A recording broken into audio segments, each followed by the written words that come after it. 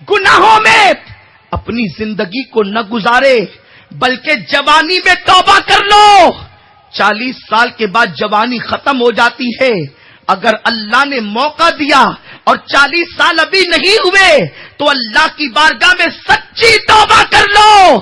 میرے آقا فرماتے ہیں جب کوئی جوان سچی توبہ کرتا ہے تو 40 دن تک اللہ عرش کے نیچے قندیل کو روشن کرتا ہے۔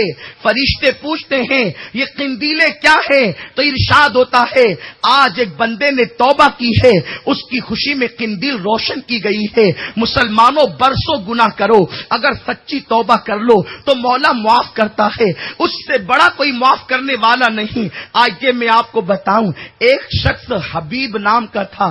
حبیب نام کا وہ بندہ انتہائی سخت دل بدنام زمانہ تھا، اور اس کے بعد اس کا کاروبار سود کا کاروبار تھا۔ وہ بڑا مالدار انسان تھا۔ جیسے جیسے مال بڑھتا گیا اس نے لوگوں کو سود پر پیسے دیتا گیا، اور جب صبح کے وقت حبیب نکلتا اور نکلنے کے بعد لوگوں سے پیسے وصول کرتا تو لوگ اگر نہ کہہ دیتے تو ان کو مار دھاڑ کرتا، ان کی پٹائی کرتا۔ اس وجہ سے حبیب سے لوگ سود پر روپیے تو لیتے تھے لیکن اس سے نفرت بھی کرتے تھے، کیونکہ وہ سخت دل انسان تھا۔ وہ لوگوں کے درمیان گنہگار مشہور تھا، وہ لوگوں کے درمیان بدترین مشہور تھا۔ پھر کیا ہوا، ایک دن حبیب جو ہے وہ نکلا ہے سود کی وصولی کرنے کے لیے، اور لوگوں سے وصولی کرتے ہوئے وہ ایک مکان پر پہنچا۔ اندر سے آواز آئی میرے شوہر گھر کے اندر موجود نہیں ہیں۔ تو حبیب نے چلا کر کہا تیرا شوہر ہو یا نہ ہو میں تو میرا سود وصول کر کے لے جاؤں گا۔ یہ سود کیا ہے مسلمانوں؟ اسے ہم اپنی زبان میں بیاج کہتے ہیں۔ آقا کریم صلی اللہ علیہ وسلم فرماتے ہیں جس نے ایک لقمہ سود کا کھایا گویا کہ اس نے اپنی ماں کے ساتھ 36 مرتبہ زنا کیا۔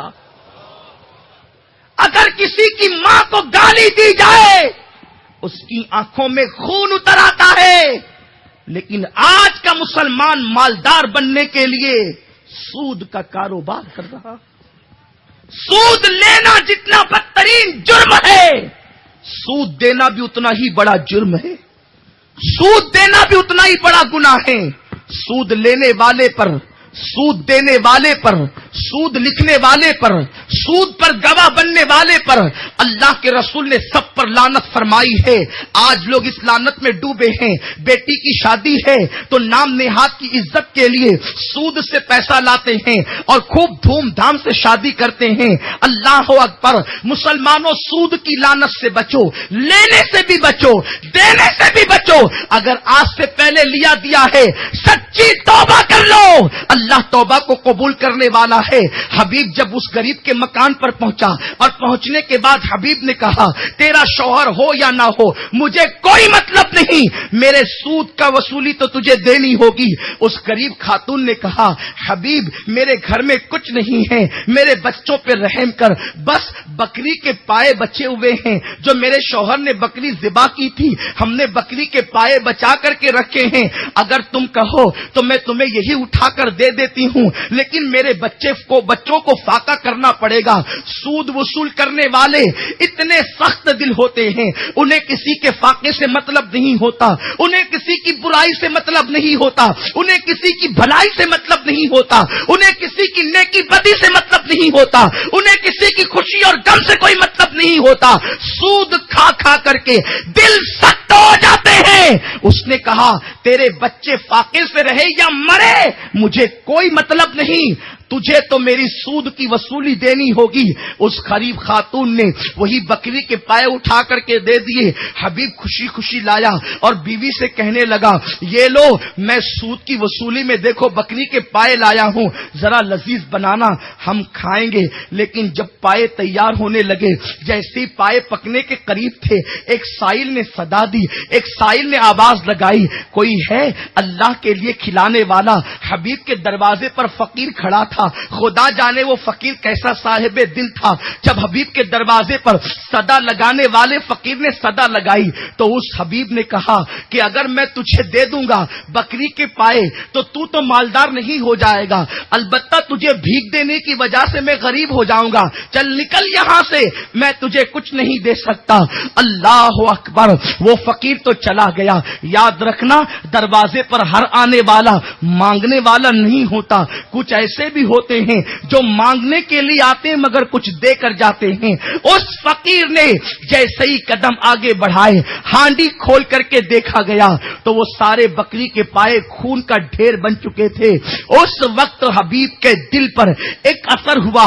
حبیب کام سے باہر نکلا.